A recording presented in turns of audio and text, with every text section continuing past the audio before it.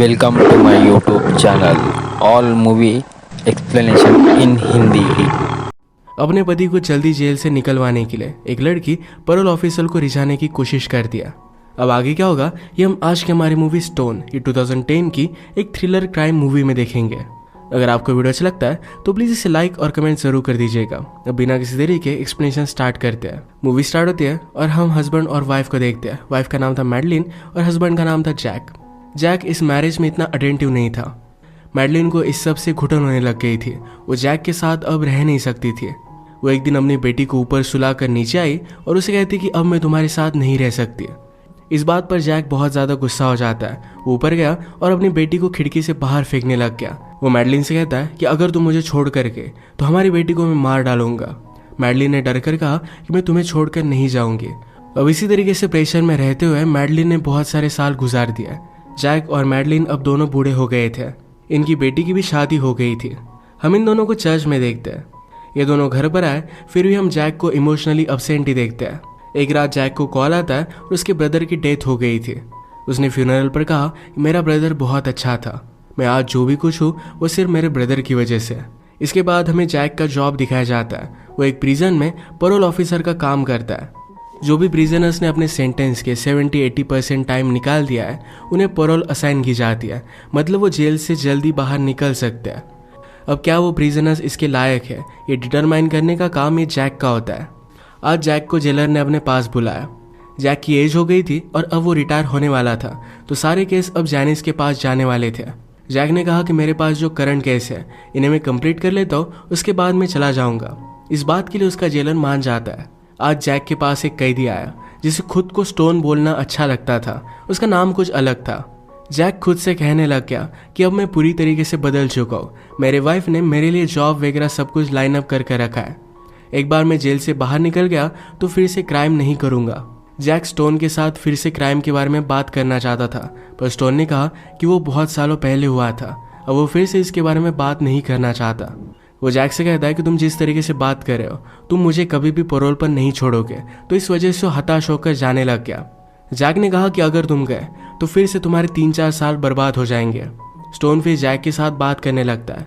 Jack stone के साथ किसी भी चीज़ को लेकर बात करने के लिए रेडी था तो उसकी वाइफ के बारे में वो बात करने लगते हैं। स्टोन ने कहा कि मेरी वाइफ बहुत ही अच्छी है, वो मेरे लिए कुछ भी कर सकती है। स्टोन ने पूछा तुम्हारी शादी को कितना टाइम हुआ है। जैक ने कहा कि हम 40 साल से एक साथ हैं। स्टोन वंडर करता है क्या इतने सालों बाद भी हस्बैंड वाइफ में प्यार बच सकता है। ये बात जैक को अच्छी नहीं लगती और इस पर वो बात करना बंद कर देता है। इसके बाद हम देखते हैं कि जैक जब घर पर जा रहा था तो ड्रिंक अपने साथ लेकर जाता है। मैडलिन अलग अलग चीज़ों को लेकर बात कर रही थी पर जैक अपने वर्ल्ड में गुम था। वो उसे कुछ भी ज़्यादा रिस्पॉन्स नहीं देता। मैडलिन पहले तो सिर्फ अपनी बेटी की वजह से जैक के साथ रही थी। जैक ने उस पर चीट भी किया था पर फिर भी मैडलिन ने अपनी बेटी के लिए उसे माफ़ कर दिया था। इसके बाद नेक्स्ट सीन में हम स्टोन और जैक को फिर से बात करता देख सकते हैं। स्टोन ने जैक से कहा कि जब मैं जेल में था तब मैंने बहुत सारी टेस्ट वगैरह ये सब ली है। मेरा एजुकेशन मैंने कंप्लीट किया है। मैं पूरी तरीके से अब बदल चुका हूँ। जैक ने कहा कि तुमने अपने कजन्स के साथ मिलकर अपने ग्रैंड पेरेंट्स को मार डाला था। इसके बारे में तुम क्या कहना चाहते हो। स्टोन ने कहा कि मुझे कुछ भी आइडिया नहीं था कि मेरे कजन ऐसा कुछ करने वाले हैं। इस वजह से मैं पहले ही घर से बाहर निकल गया था। मुझे तो मर्डर के बारे में पता भी नहीं था। इसके बारे में मेरे कजन ने टेस्टिमोनी दी थी तो इस वजह से मुझे कम सजा हुई। जैक ने कहा कि तुम्हें अपने कजन्स को रोकना चाहिए था। इसी मूवमेंट पर इनकी बातचीत खत्म हो जाती है। इसके बाद हम स्टोन की वाइफ लूसेटा को देखते हैं। लूसेटा एक टीचर थी। लूसेटा जैक के साथ बात करना चाहती थी तो घर पर कॉल लगाती है पर एक कॉल मैडलिन ने उठा लिया। मैडलिन ने कहा कि जैक अब घर पर नहीं है। ये करने के लिए स्टोन ने लूसेटा को कहा था। स्टोन कहता है कि तुम्हें जैक के साथ बात कर कर मुझे यहाँ से निकलवाने के लिए हेल्प करनी पड़ेगी। तुम उसे बात करो और समझाओ।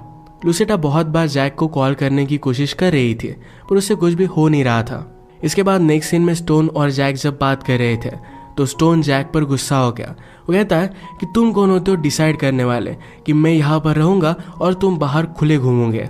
जैक कहता है कि मैंने कोई भी क्राइम नहीं किया। स्टोन ने कहा कि तुमने कुछ ना कुछ तो गलत चीज़ की ही होगी। अपनी लाइफ में शायद तुमने ट्रैफिक के रूल तोड़े होगे, अपनी वाइफ को हर्ट किया होगा। तुम मुझे इस तरीके से जज नहीं कर सकते।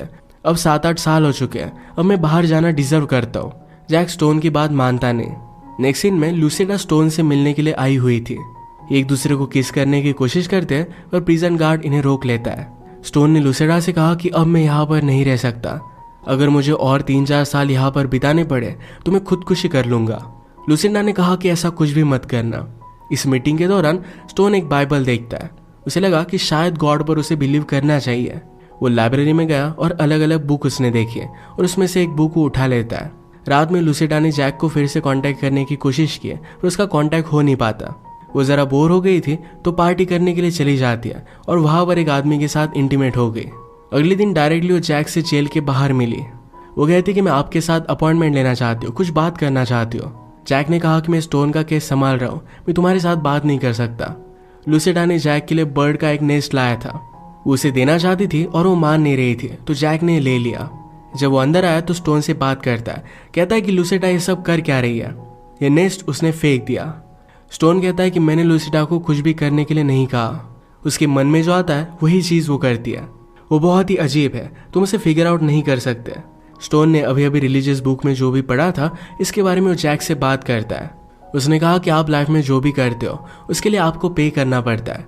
जैक स्टोन से पूछता है, क्या तुम्हें लगता है कि तुमने सब कुछ पे कर दिया है? स्टोन ने कहा कि मुझे अब तक पता नहीं है। इसके बाद हम जैक को चर्च में देखते हैं। वो अपनी लाइफ से बहुत ही ज़्यादा डिसअपॉइंटेड था। उसने चर्च के फादर से बात की, कहा कि कभी कभी मुझे लगता है कि लोगों को मुझे मार डालना चाहिए। फादर ने कहा कि तुम ये सब डिजर्व नहीं करते। इस सब के पीछे का मीनिंग अब तक तुम्हें पता नहीं है पर बाद में क्लियर हो जाएगा। एक दिन लुसिंडा ने जैक को घर पर कॉल किया।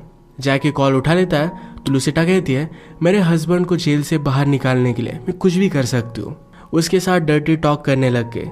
जैक इस बात से नर्वस हो गया था। वो उसे मिलने के लिए मान जाता है। नेक्स्ट सीन में लुसिंडा जब स्टोन से मिलने के लिए आई हुई थी तो स्टोन बहुत ही ज़्यादा डिस्टर्ब था। वो कहता है कि मुझे अजीब अजीब सपने भी आने लग गए। वो रो रहा था। लुसिंडा ने कहा कि शायद तुमने कुछ अनहेल्दी खाया होगा, इसी वजह से ये सब हुआ। वो इस तरीके से नेचुरल चीज़ों में बिलीव करती थी। इसके बाद हम जैक और उसकी मीटिंग देखते हैं।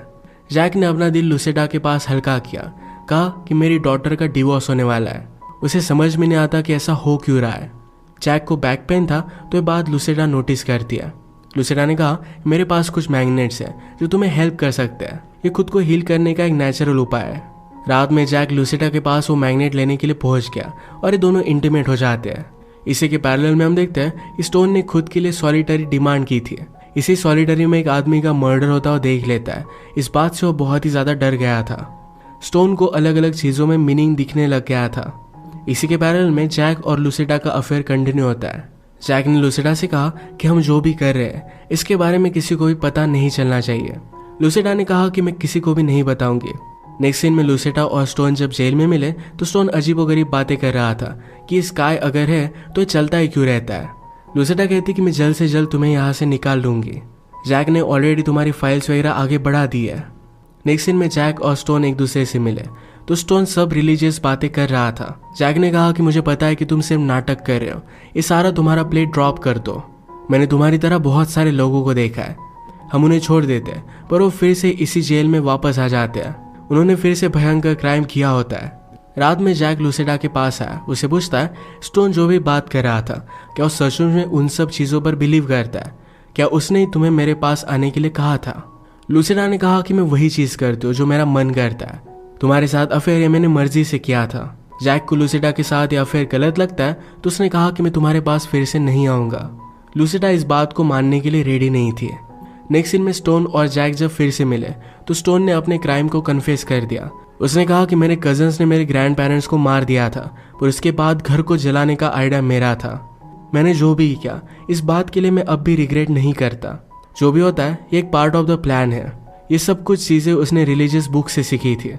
एक रात जब जैक और मैडलिन बैठे हुए थे तो लुसिंडा डायरेक्टली उसके घर पर आके वो कहती कि बहुत दिनों से तुम मेरे पास नहीं आए और स्टोन भी जेल से बाहर नहीं निकल रहा है।